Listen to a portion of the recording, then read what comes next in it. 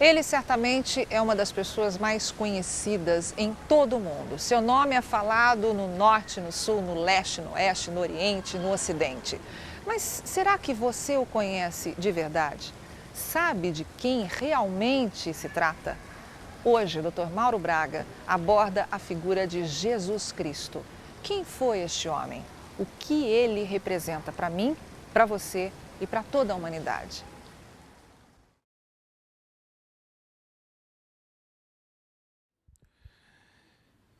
Um pastor estava andando assim por uma estrada, passeando, caminhando, e viu um rapaz sentado na beira da estrada, com as mãos na cabeça, assim, com um jeito de desesperado. E ele foi se aproximando, perguntou se o rapaz estava sentindo alguma coisa, o rapaz de poucas palavras.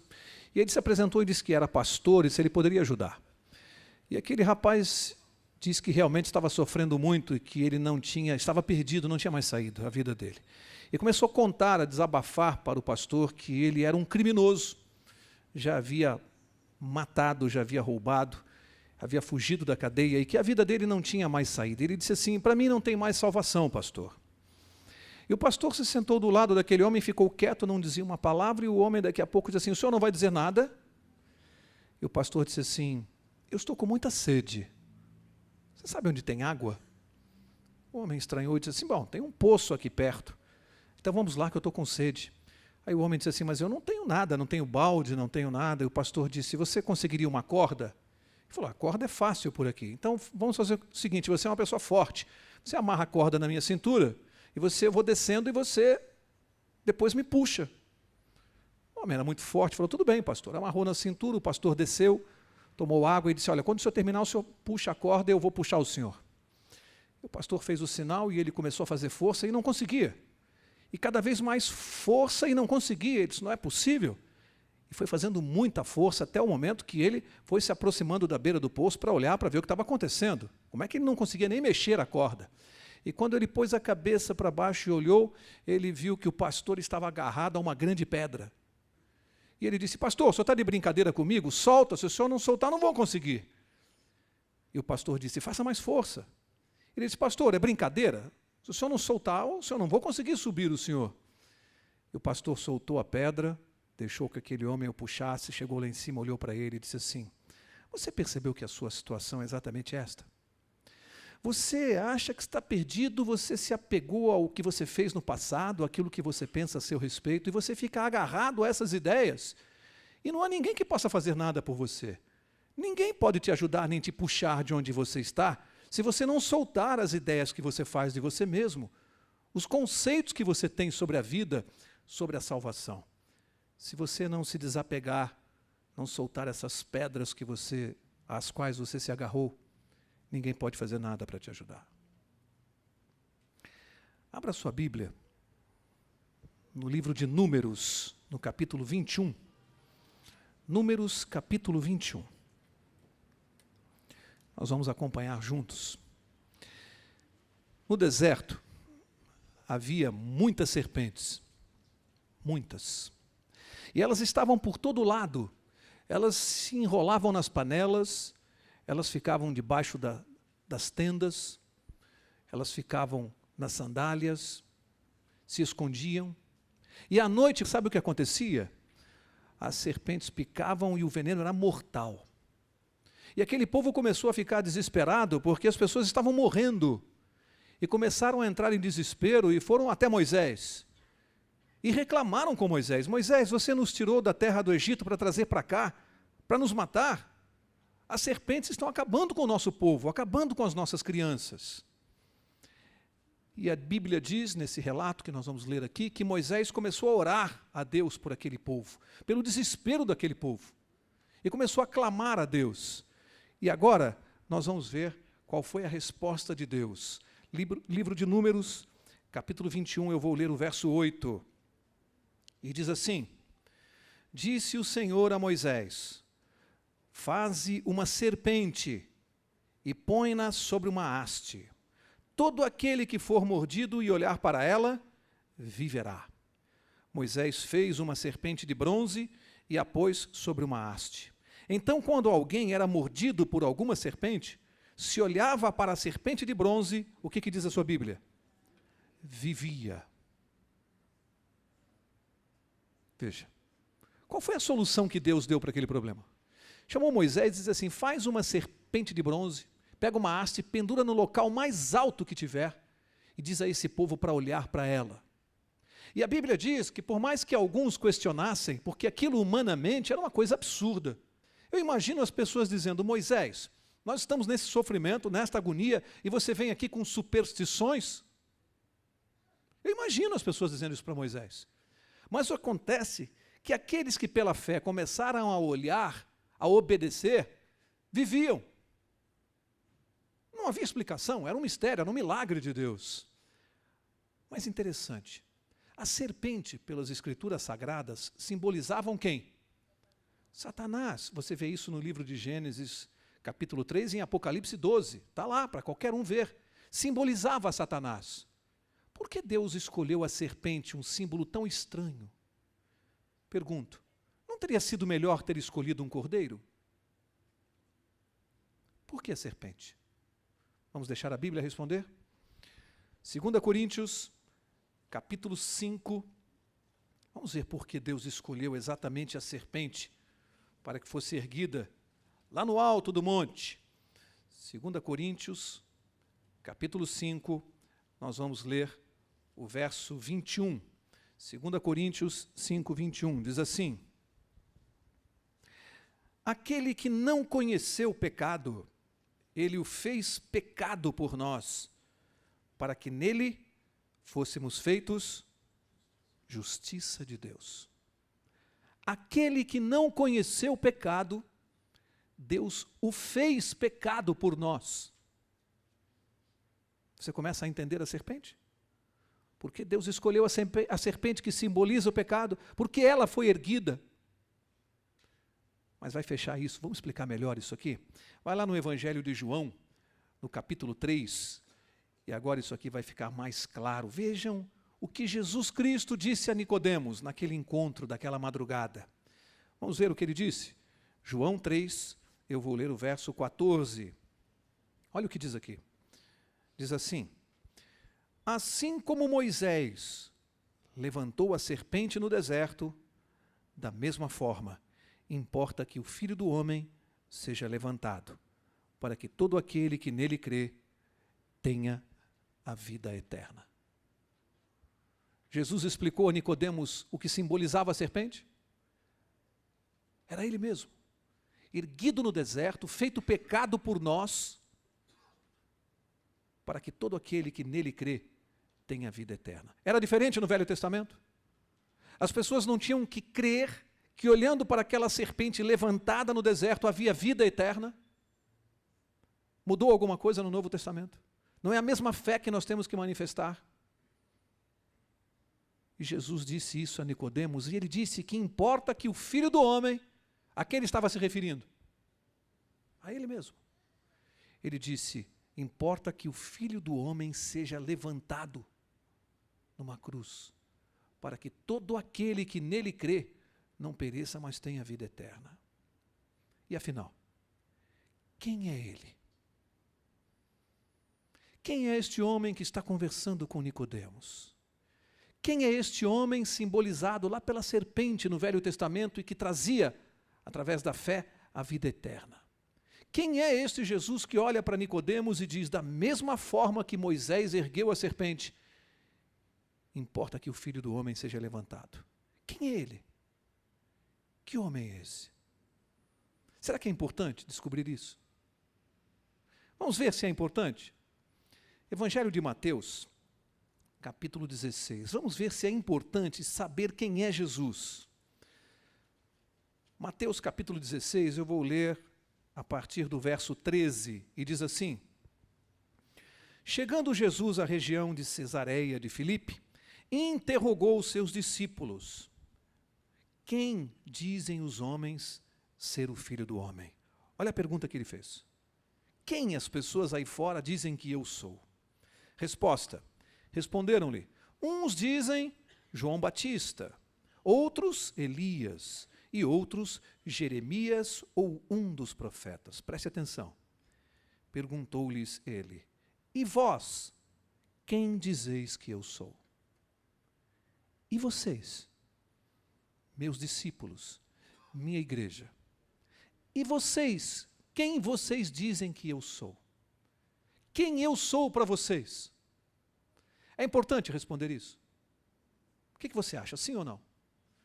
Você acha que se não fosse importante, Jesus teria feito essa pergunta?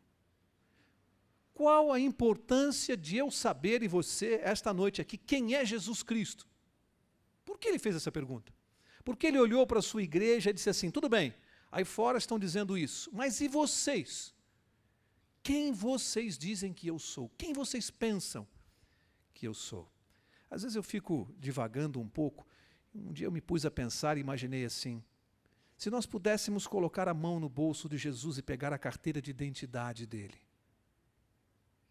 o que é que estaria ali? Já parou para pensar nisso? O que estaria na carteira de identidade de Jesus? Quem é ele? Como seria a identidade dele? Como seria? Quem é Jesus Cristo? Não é uma boa pergunta para a gente responder essa noite? Melhor, não é uma boa pergunta para nós deixarmos a Bíblia responder? Ela é fundamental.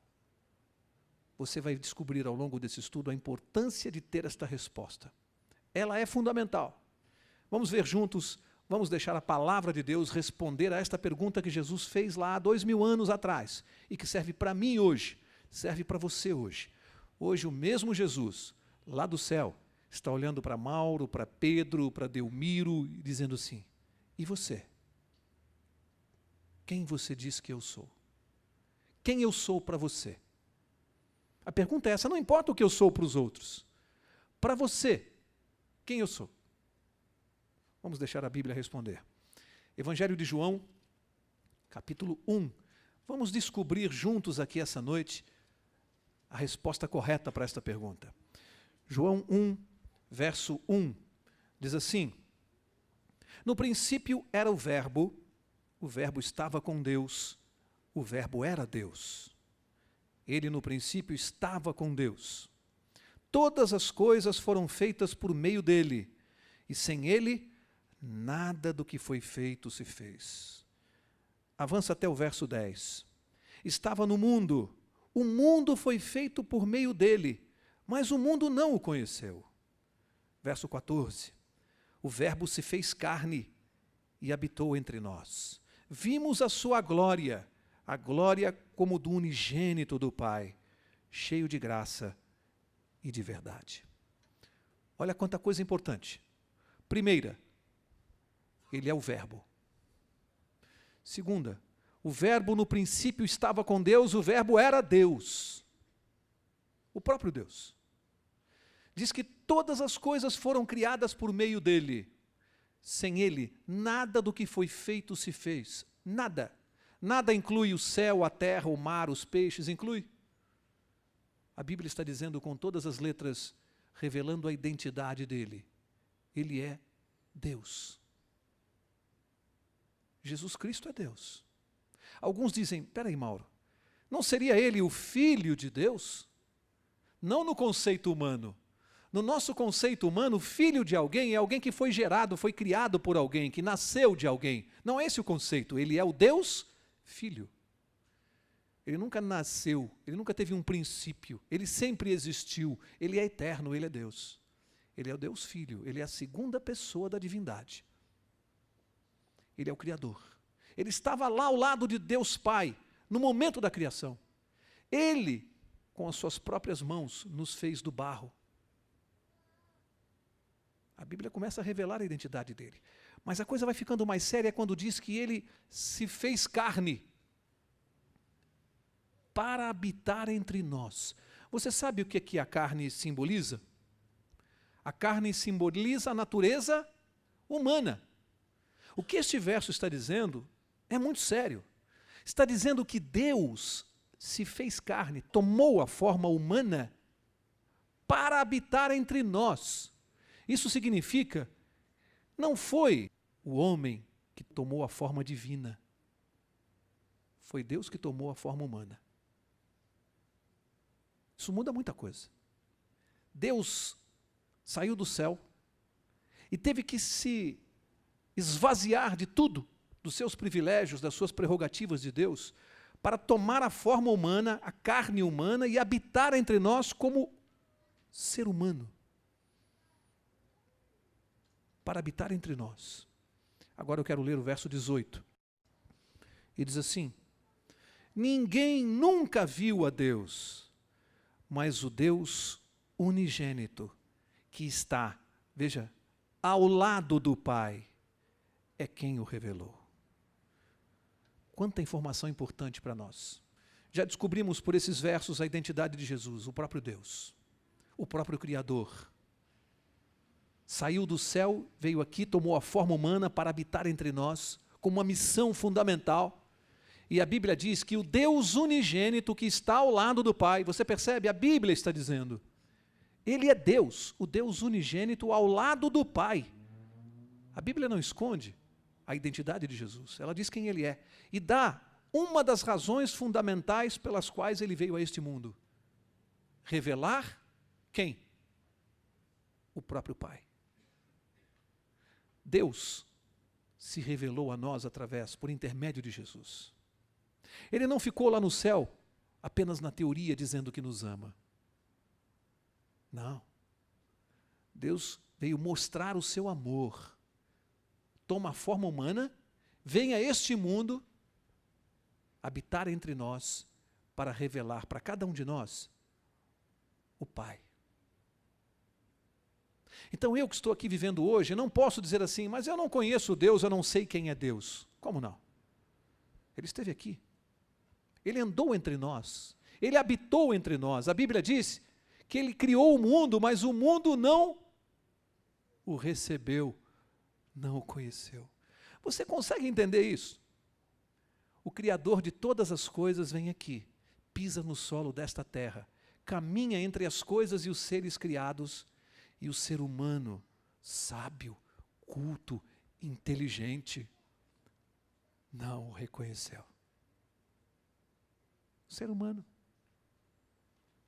não o reconheceu. Quem é Ele?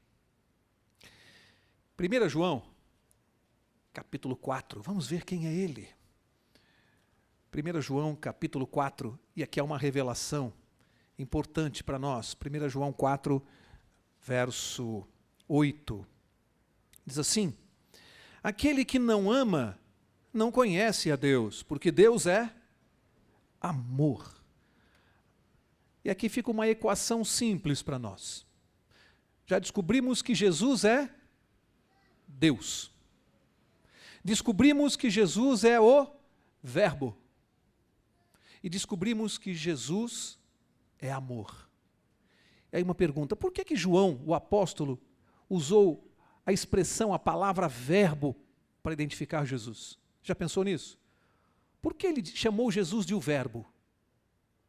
Tem algum professor de português aqui? O que o verbo faz numa oração, numa frase? Dá ação.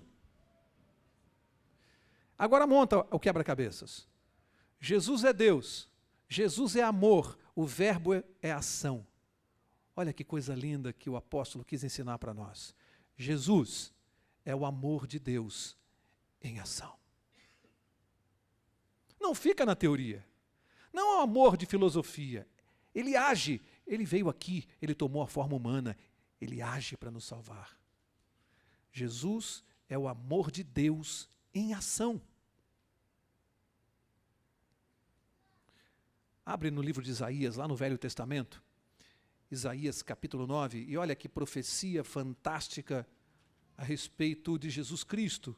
O Velho Testamento está recheado de profecias a respeito da vinda de Cristo a este mundo. Isaías 9, olha o verso 6, o que diz. Olha que profecia fantástica. O livro de Isaías, apenas como informação, foi escrito aproximadamente no ano 740 antes de Cristo.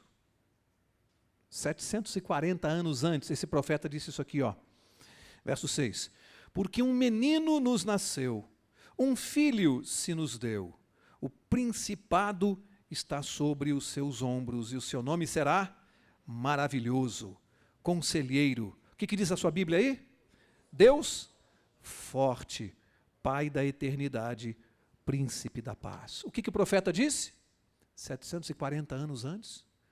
Um menino deu sexo do Messias. Seria um menino. E disse que ele era Deus forte. Isaías disse quem era Jesus? Deus. Isaías disse quem era Jesus para nós. Deus forte. E Mateus?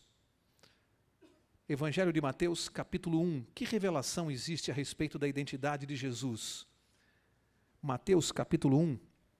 Olha o verso 23. Diz assim: a virgem conceberá e dará à luz um filho, e o chamarão pelo nome de Emanuel. Que quer dizer o quê? O que diz a sua Bíblia? Deus conosco. A Bíblia esconde a identidade de Jesus. Diz: ele será Emanuel, que quer dizer Deus conosco. É o outro nome de Jesus, Emanuel, porque quer dizer Deus conosco. Não é lá no céu, longe de nós, é aqui conosco, junto de nós. Outra profecia aqui, alguém prestou atenção? Seria um menino e nasceria de uma virgem.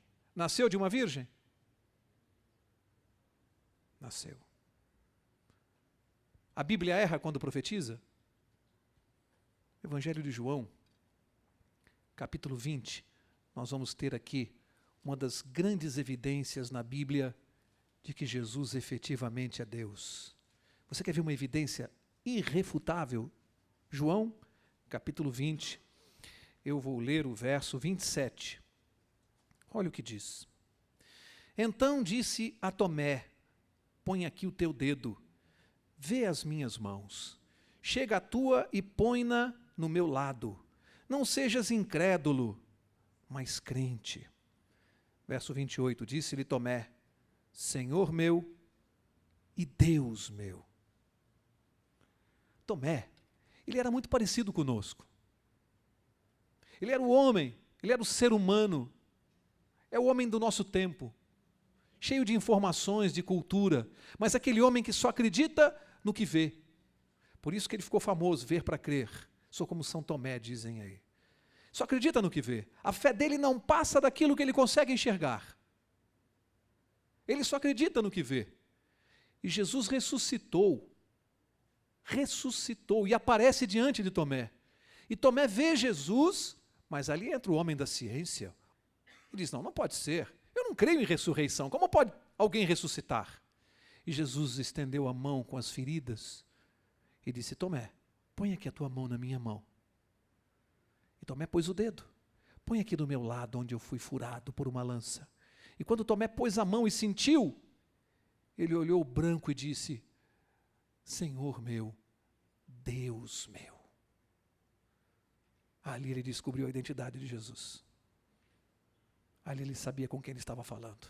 Eu imagino que Tomé tremeu nas pernas. Ele não se continha em pé.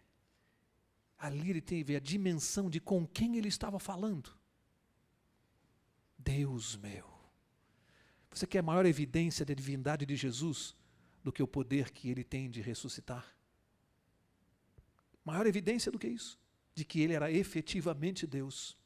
De que ele devolveu a vida a ele, não porque ele precisasse, ele é Deus, ele é eterno. Para quem que ele é capaz de devolver a vida eterna? Faz assim com o dedo.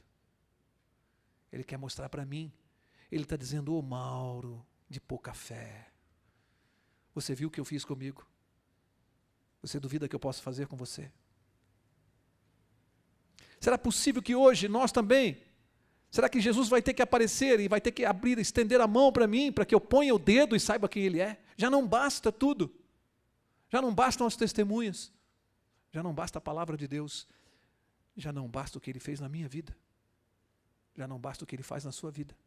Não é suficiente para saber quem ele é. João capítulo 10, você está no capítulo 21, volta algumas páginas até o capítulo 10 e veja como Jesus teve paciência conosco. Como ele teve paciência em insistir para que nós pudéssemos entender. Olha o verso 30. Ele disse: eu e o Pai somos um.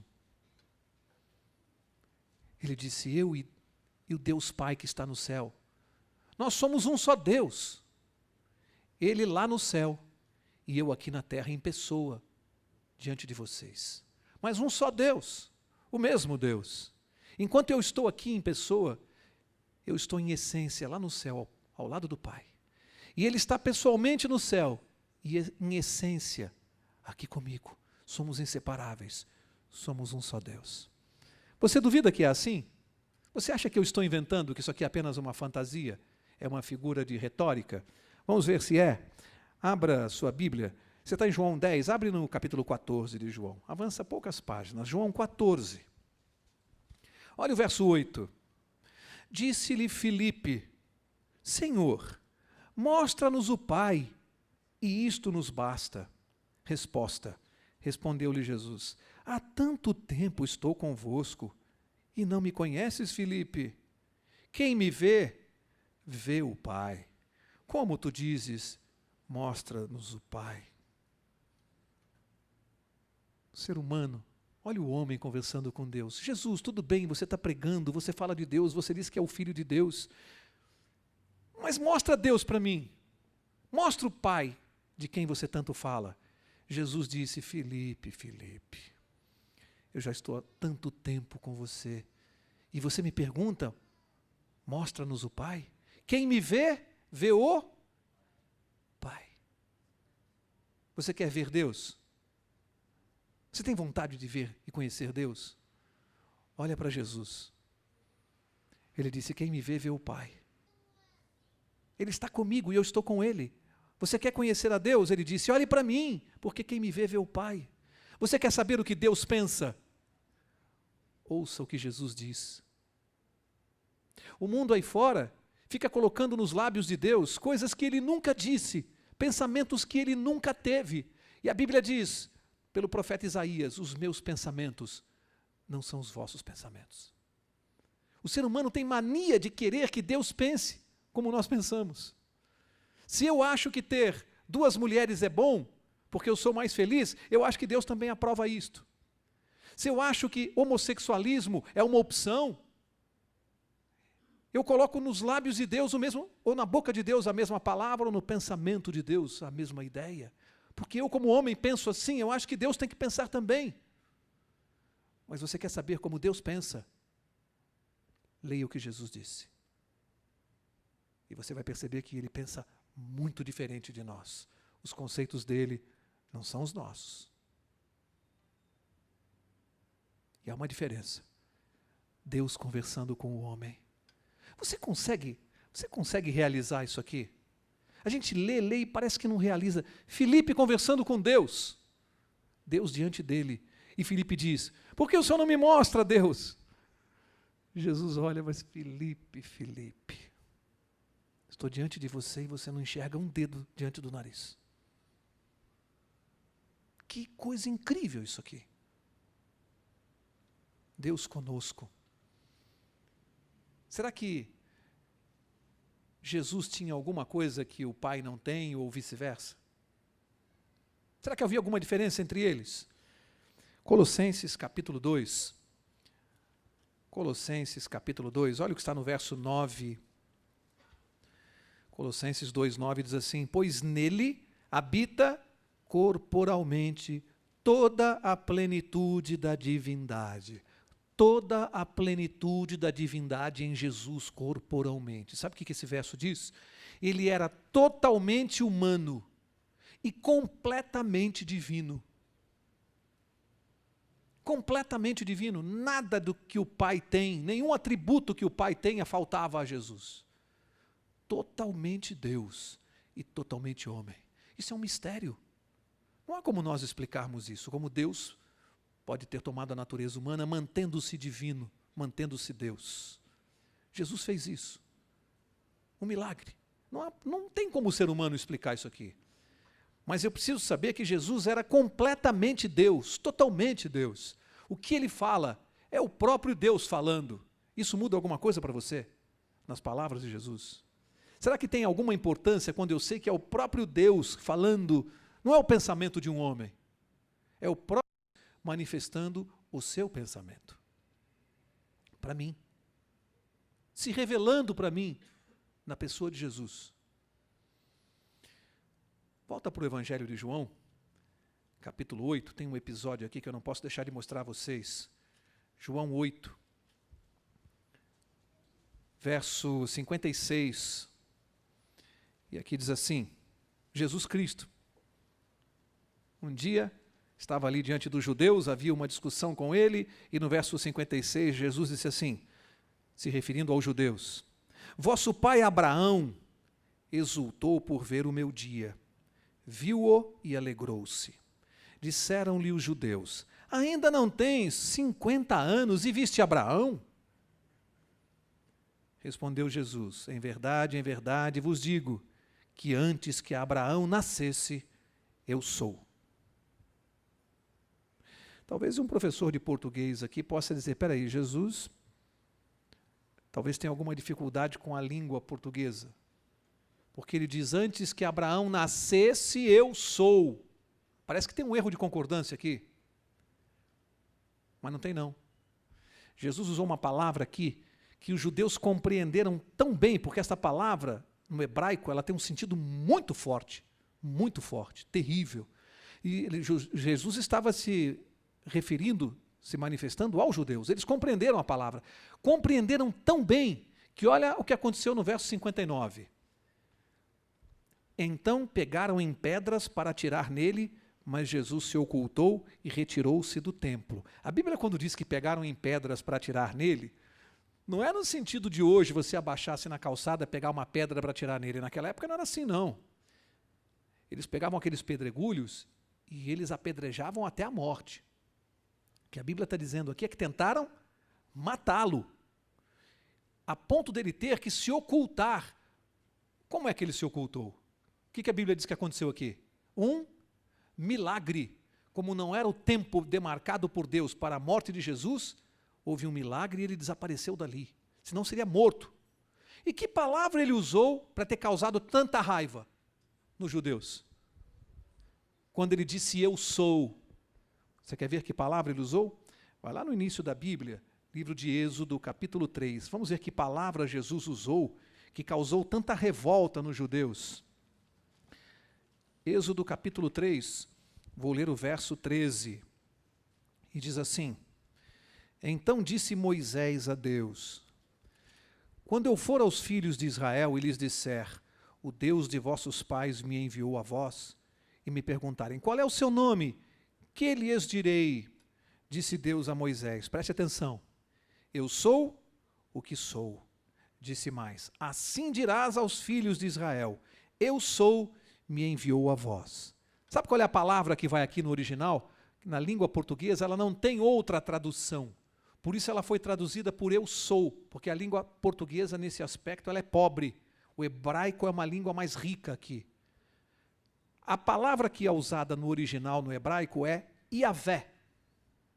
Iavé no hebraico significa o verbo ser nos 3 tempos. Significa eu fui, eu sou, eu serei. Na língua portuguesa não tem uma palavra para definir isso. Eu fui, eu sou, eu serei.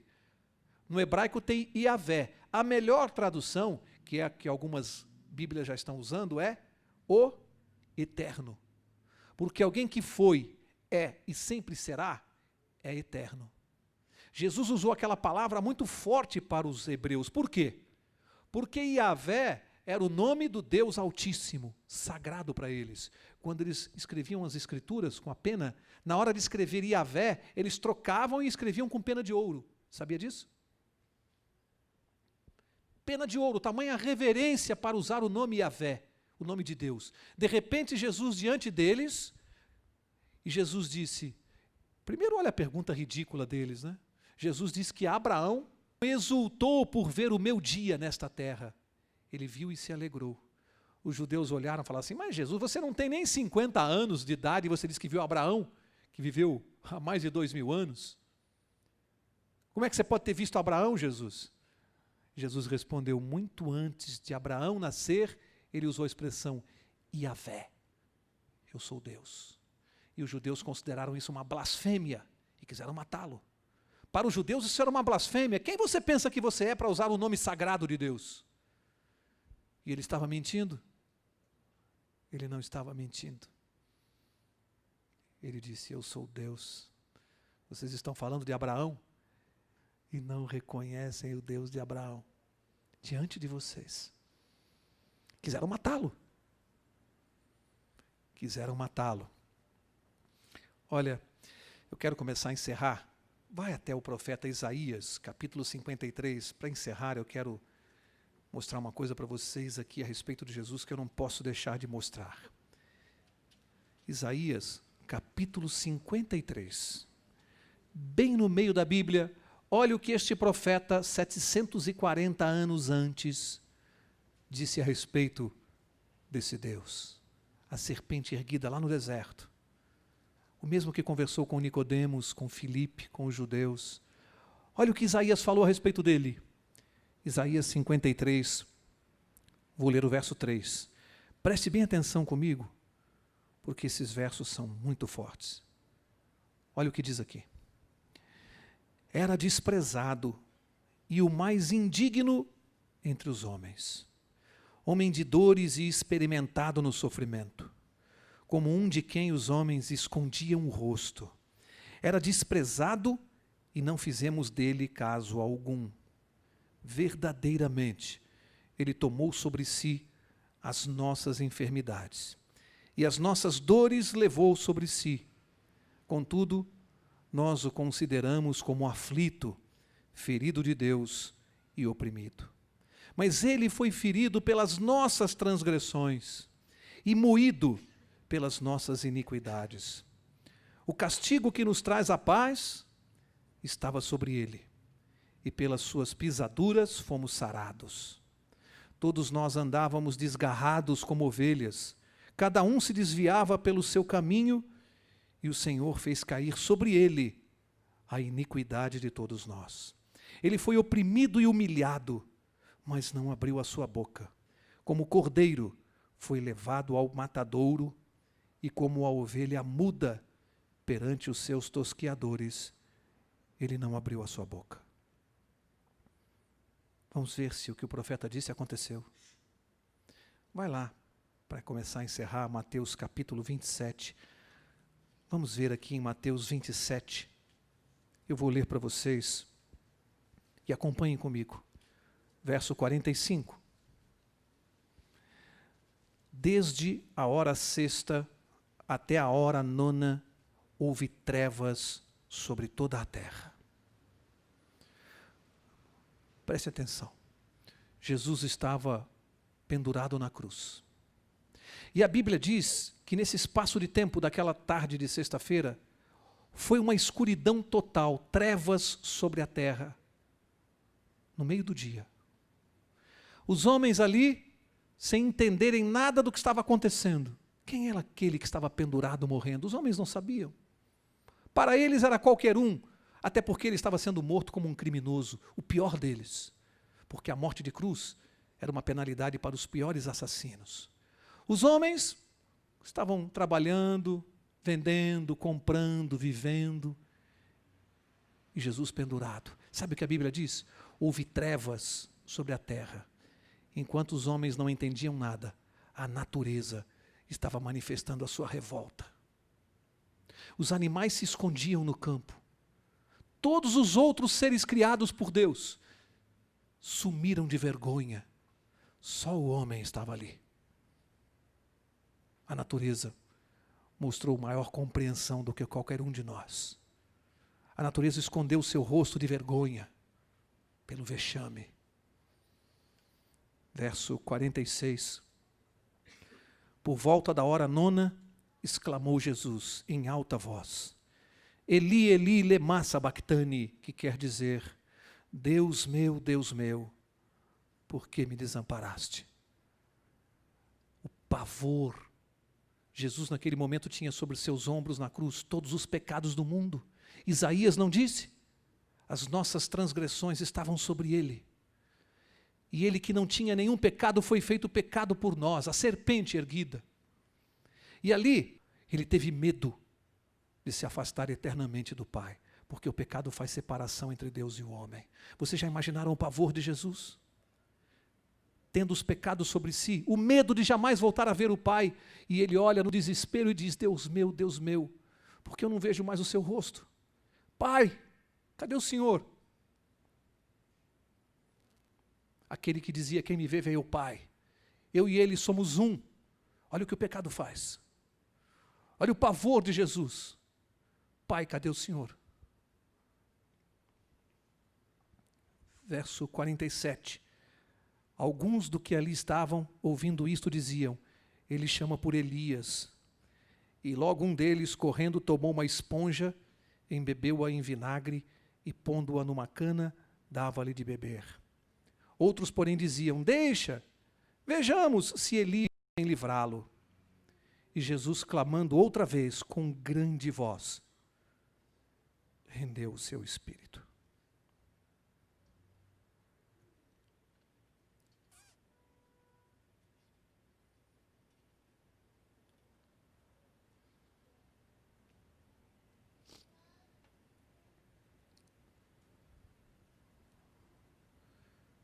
Talvez o ser humano até hoje não compreenda bem o que aconteceu ali. Eu não sei se é possível para cada um de nós ouvir isto e continuar sendo a mesma pessoa. Eu não sei se quando você descobre que nós matamos Deus pelos nossos erros, pelos nossos fracassos, pelas nossas más escolhas. Foi o que ele veio fazer aqui. Se humilhou, tomou a forma humana para nos salvar, porque tudo aquilo que eu fiz de errado na vida estava nas costas dele lá no Calvário. Sabe quem estava ali ao pé da cruz naquele momento? Não são os grandes sábios, os homens inteligentes deste mundo. A Bíblia diz que ali estava Maria Madalena. Você sabe quem ela é? Quem ela era antes de conhecer Jesus? Uma prostituta que foi arrancada e levada pelos cabelos, seminua, para uma praça, porque foi pega em adultério com um homem. Quem estava com ela nem apareceu. E quando todos desapareceram e ela ficou sozinha com Jesus, esperando a condenação de Deus, ele olha para ela e diz assim: alguém te condenou? E ela disse: todos fugiram daqui, Senhor. E ele diz: eu também não te condeno. Quando ele estava agonizando, ela estava ali. Por uma razão muito simples. Porque ela sabia quem estava morrendo ali. Eu também me lembro de um homem que foi encontrar com Jesus de madrugada, muito inteligente, muito culto. Sabe o que ele fez? Ele escondeu o rosto com um capuz. Chamava Nicodemos, um dos maiores do povo. Talvez um ministro. Foi conversar com Jesus cheio de soberba. Foi para ele que Jesus falou do jeito que Moisés, da mesma forma que ele ergueu a serpente no deserto, importa que o Filho do Homem seja erguido. Nicodemos não deu importância naquela tarde. Aquilo perturbou a cabeça dele. Ele nunca mais conseguiu dormir direito.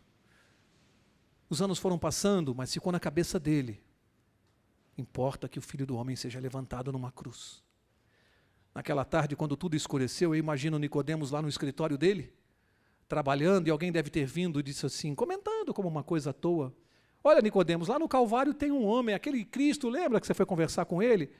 Penduraram numa cruz, ele está lá no alto erguido. Eu acho que Nicodemos tremeu. Porque a Bíblia diz que ele aparece lá no Calvário, mas ele não tinha mais vergonha de ver Jesus. Ele apareceu sem capuz no rosto.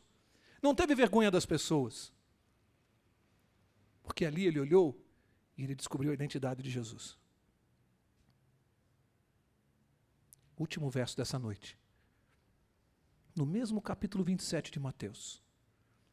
Último verso dessa noite é o verso 22. E como esse verso diz tanta coisa para nós. Diz assim: disse-lhes Pilatos, prestem atenção nessa pergunta e leva para casa: que farei então com Jesus chamado Cristo? Este é o maior problema da humanidade e a maior solução. Pilatos estava diante de Jesus Cristo. Ali estava Deus diante dele, mudo, mudo. Isaías disse, ele não abriu a sua boca, que nem uma ovelha, calado. E Pilatos achava que tinha poder sobre a vida dele. Pilatos achava que tinha poder de matar Jesus.